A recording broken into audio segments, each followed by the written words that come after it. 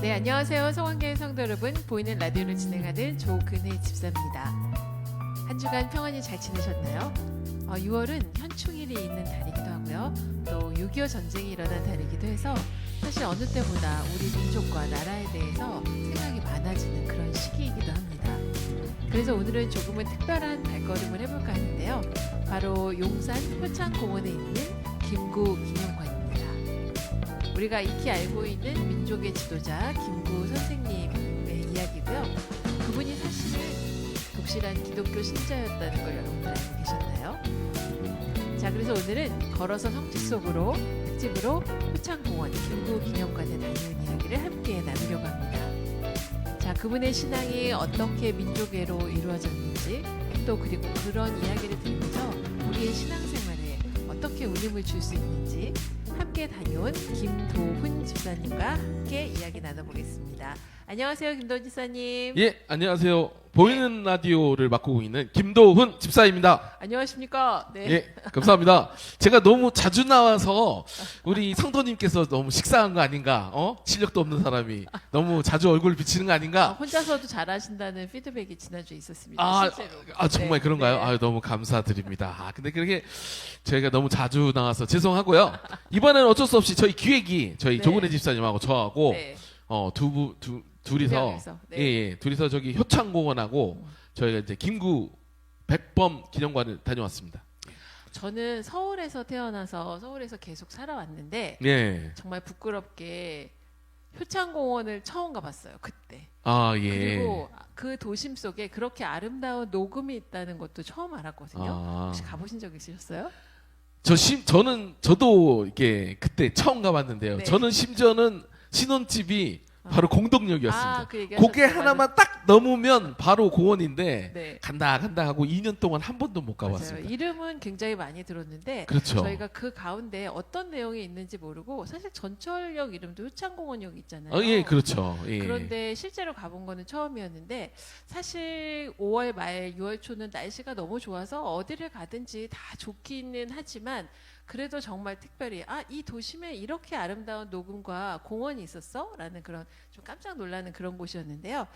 자, 어떤 곳이는지 한번 그 효창공원에 대해서 자세하게 또 얘기를 좀 해주시면 감사하겠습니다. 네.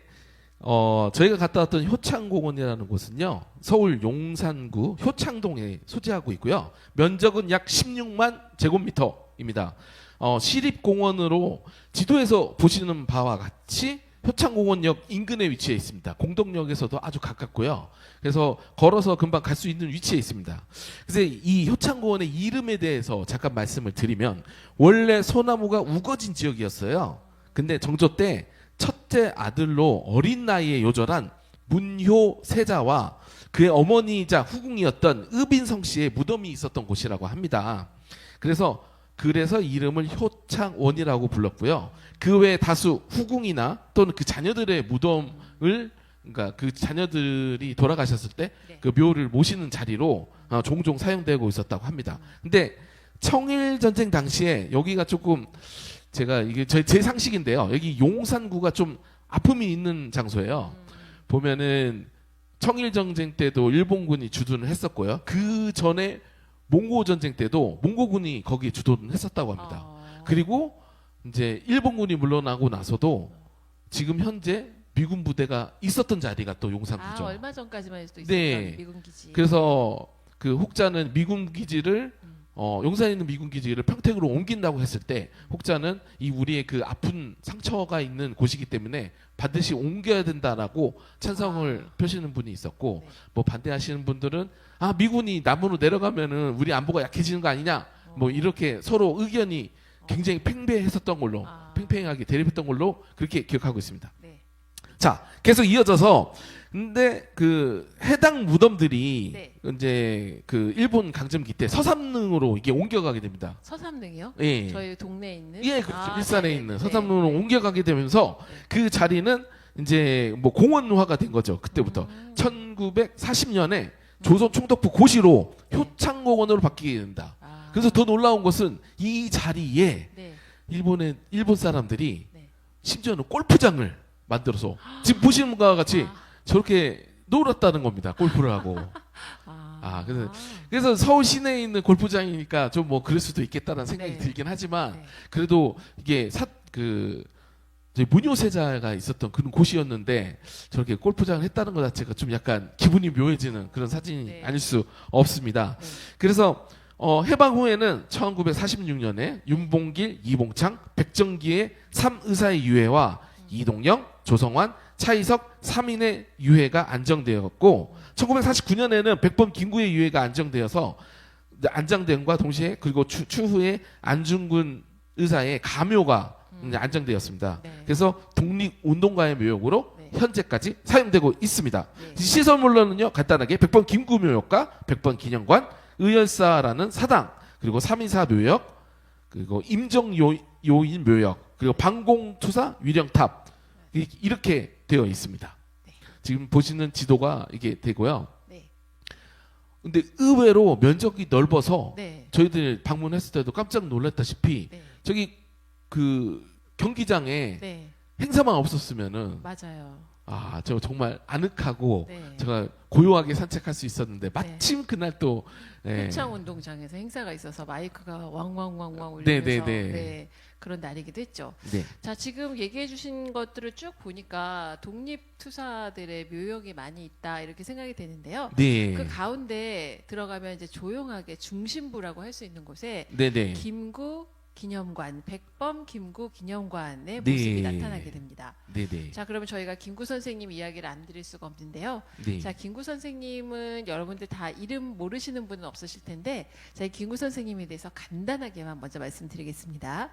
김구 선생님은요, 73세에 돌아가셨는데, 돌아가실 때까지 정말 파란만장하고 다사다난한 일생을 살았다. 이렇게 말씀드릴 수 있습니다. 네. 1876년 황해도 회주에서 농부의 아들로 태어났는데요. 태어났을 때 이름은 김창수라는 이름을 갖고 태어났습니다. 그런데 이때가 1876년이 사실은 그때 조선 말, 구한 말 나라가 혼란스럽고 굉장히 어지러웠던 시기였기 때문에 네. 사회가 부정부패가 정말 심했고요. 그렇죠. 그리고 또 약간 양반과 서민의 그 잔재가 남아 있어서 예. 그 무시하던 그 모습에 어린 김구 선생은 이거에 나는 받아들일 수 없다라고 해서 그 당시에 동학 운동이 번지고 있었거든요. 네, 맞습니다. 그래서 10대에 동학 운동에 가담을 했다고 합니다. 네. 근데 이 김구 선생님은요, 그 안에서도 열심히 하셨나 봐요. 네, 그래서 네. 그 대장이라고도 할 수 있는데 그때 그 대장의 역할을 접주라고 불렀거든요. 네, 네. 그 접주 역할을 맡으면서 몇백 명의 동학군을 이끌고 그렇게 열심히 이제 동학 운동을 하다가 당시에 민비 사해 뭐 이런 이름으로 더 많이 알려졌을 네, 네. 그 을사늑약으로 알려진 그때예요. 네, 네. 그 민비를 살해한 일본군 중에 하나를 김구 선생이 살해를 하게 됩니다. 네, 네. 그래서 그것으로 인해서 사형 선고를 받고 감옥을 가게 되는데요. 그 감옥도 사실 당시 좀 허술한 그런 게 있었는지 2년 안에 탈옥을 하게 됩니다. 그래서 공주의 마곡사라는 절이 있는데 네네네. 그곳에서 승려의 신분으로 네. 숨어 살면서 자기의 모습을 감추면서 사시면서 사실은 그때 나라를 구하려면 교육을 해야 된다. 네, 라는 맞습니다. 그런 생각으로 동네 서당 훈장이라든지 소학교 선생을 하면서 그 주변의 젊은 사람들을 가르칩니다. 그러면은 벌써 이제 20대가 됐을 텐데요. 네네. 28살 때 우연히 이제 기독교를 접하게 되고요. 그렇죠. 사실은 제가 동학 그리고 불교 스님이었다고도 얘기했는데 기독교를 접했다고 말씀드렸잖아요. 네네. 근데 그 전에 있던 종교보다 기독교는 정말 이제 진심을 다해서 네. 믿게 되신 거예요. 네. 그래서 성경, 교리에 대해서 공부를 시작했고 그리고 그 이후에 돌아가실 때까지 기독교 사상이 김구 선생의 여러 철학의 밑바탕이 된다고 합니다. 네. 자, 그러면은 저희 일단은 추가적으로 더 김구 선생님의 내용을 하기 전에 네. 우리 그 효창공원 네. 저희가 다녀왔던 그 동영상이 있거든요. 아, 정말요? 저희가 순서를 놓쳤네요. 네. 네. 동영상을 먼저 보시고 다음 얘기 계속 이어나가도록 하겠습니다.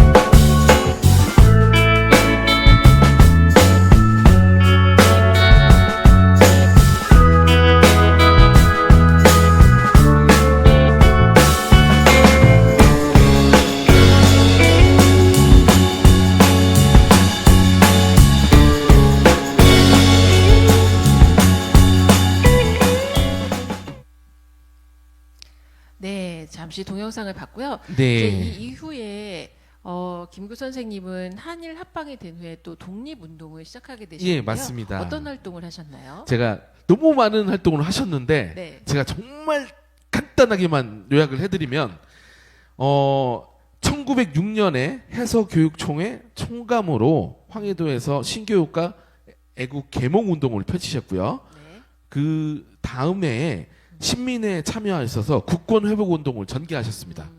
그리고 3.1 운동 이후에 이제 상하이에서 상하이로 넘어가셨죠. 그래가지고 대한민국 임시정부를 수립하셨고요. 임시정부의 경무국장, 네. 내무총장, 국무령 등을 역임하며 독립운동을 이끌었습니다. 네. 특히 1931년에는 한인애국당을 조직하여 이봉창과 윤봉길의 의거를 주도하는 등 항일 무력투쟁을 펼쳤고요.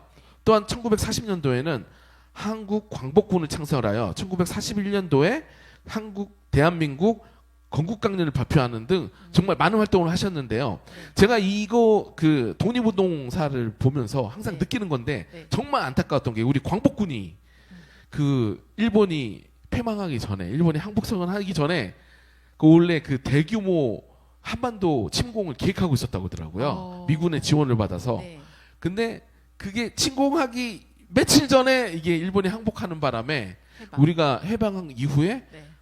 광복군들이 이게 뭔가 우리가 이렇게 해야 된다 저렇게 해야 된다라는 그런 입지를 못 세웠다고 하더라고요.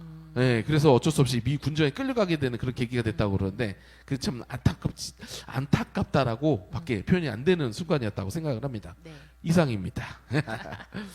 자, 김구 선생님을 저희가 또 이제 기독교 이야기를 안 할 수가 없는데요. 네, 맞습니다. 김구 선생님은 세례를 받고 난 이후에 지금 우리 김도훈 집사님이 얘기해 주신 여러 가지 활동을 하는 그 기간 동안 예배를 드릴 수 없는 형편이었잖아요. 네. 근데 이제 고문을 받을 때 네. 찬송가를 부르면서 모진 시간을 견뎌냈고 또 그리고 김구 선생님의 어머니가 정말 그 독실한 기독교 신자였거든요. 근데 네. 면회를 갈 때마다 하나님 말씀을 상기시키면서 그를 네네. 위해서 기도를 하고 떠났다고 합니다. 그리고 지금 45년에 해방이 된 이후에요. 서울로 들어오게 되는데 1945년 11월 23일 날 서울에 들어와서 11월 25일 날 바로 정동교회 가서 정말 정식으로 첫 예배를 드리게 된다고 합니다. 그리고 이후에는 남대문 교회를 출석하게 되면서요. 네네. 그 이후에는 이제 아침 6시가 되면 그 교회 목사님이셨던 김치성 목사님께서 김구 선생님이 계셨던 경고장으로 매일매일 오셔서 둘이 네. 함께 새벽 예배를 드리면서 아침을 열었다라고 합니다. 아. 네. 자, 그러면은 네. 저희 지금까지 일단은 저희가 갔다 왔던 그 백범 김구 기념관은 관련된 영상을 한번 보시고 네. 그리고 나서 더 얘기를 이어 나가시죠. 영상 틀어주세요.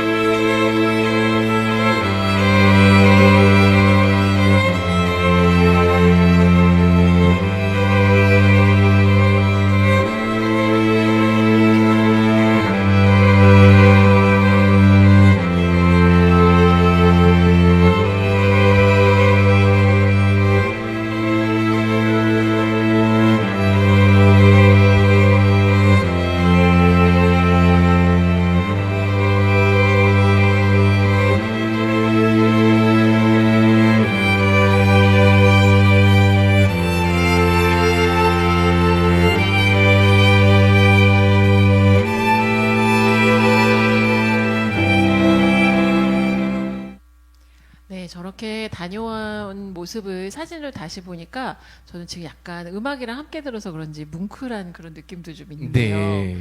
사실 독립운동사라고 하면 너무 복잡하고 또 연도가 많이 헷갈려서 사실은 그렇죠. 역사 공부할 때도 좀 재미없었던 부분이라고 생각이 들었는데 네네. 저는 저 김구 기념관을 다녀와서 저 내용이 머릿속에 정리가 착착착 되면서 네. 아, 참 저희가 아까 그 앞에서 효창공원 앞에서 사람들이 막 떠들고 있어서 웅성웅성 시끄러웠다고 얘기했잖아요. 네네네.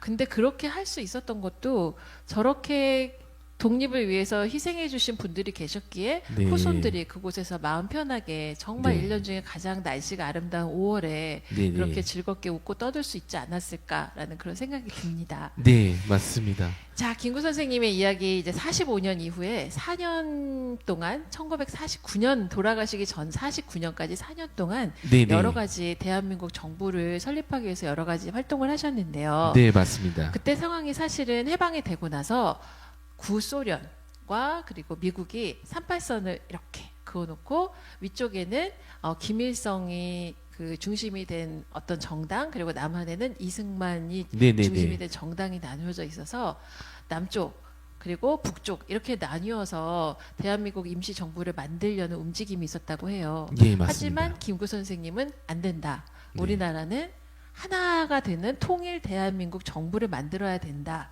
네. 라고 이렇게 얘기를 하시다가 그때 정당이 조선공산당, 조선민주당, 조선혁명당 등 여러 가지 이념이 달랐던 그런 정당이 난립하면서 그 여러 정당의 한 명이었던 청년, 젊은 청년 안두희라는 청년에 의해서 네네. 가슴과 복부에 두 발의 총상을 맞으면서 네. 서거하셨다고 해요. 네, 맞습니다. 아까 영상 맨 마지막에 이렇게 피가 묻은 저고리가 보였는데 네, 그때 맞죠. 그 당시에 네. 입고 계셨던 옷인데요. 사실 일본군이 김구 선생님을 잡으려고 현상금을 걸어둔 그 금액이 현재 우리나라 돈의 가치로 350억의 예, 맞죠. 몸값이라고 네. 하는데 그 일본군도 잡지 못했던 김구 선생님의 귀한 목숨을 같은 동포인 그 대한민국의 젊은 청년이 네. 총상으로 그렇게 살해했다는 거는 참 너무 아쉬운 이야기가 아닐 수 없습니다. 네, 맞습니다. 만약에 그때 김구 선생님이 더 오래 살아계셔서 하나된 대한민국을 만들었다면 지금의 남과 북 이렇게 나뉘는 그런 이런 가슴 아픈 현실은 없었을 텐데 참 아쉽다는 생각이 듭니다. 네. 근데 제가 이제 사이드로 잠깐 좀 경교장 벽폰 김구 선생님이 돌아가셨다는 경교장에 대해서 잠깐 설명드리면 네. 지금 보이는 게 경교장이고요. 경교장의 위치는 역사박물관이랑 그 병원 사이에 있습니다. 아마 그 강북 삼성병원 네. 병원 사이에 있는데요. 저 건물은 1945년 8월 15일 강복 이후에 중국에서 귀국한 백범 김구가 생전에 사용했던 개인 사저이면서 김구가 피살당했던 장소로 잘 알려진 곳인데요. 네. 일제강점기 때 1938년에 평안북도의 수많은 금광 중 삼성금광으로 벼락부자가 된 친일 기업인 최창학이라는 사람이 네. 개인적으로 지어가지고 소유하고 있었던 건물인데요. 네. 해방되고 나서 이분이 분위기를 보아하니 이거 하고 있다가는 목숨이 부지하지 못하겠구나라고 생각을 하고 바로 우리 김구 선생님한테 바로 이렇게 헌납을 했다고 해요. 그래서 김구 선생님이랑 네. 그다음에 그 같이 활동을 하셨던 네. 임정의 요인분들이랑 같이 이 경교장에서 생활을 하셨었고요. 돌아가시기 전까지. 네. 그리고 나서 돌아가시고 나서는 이제 원래 소유자인 그 최창학이라는 사람한테 돌아갔는데 그 최창학이라는 사람이 계속 이렇게 소유하고 있다가 네.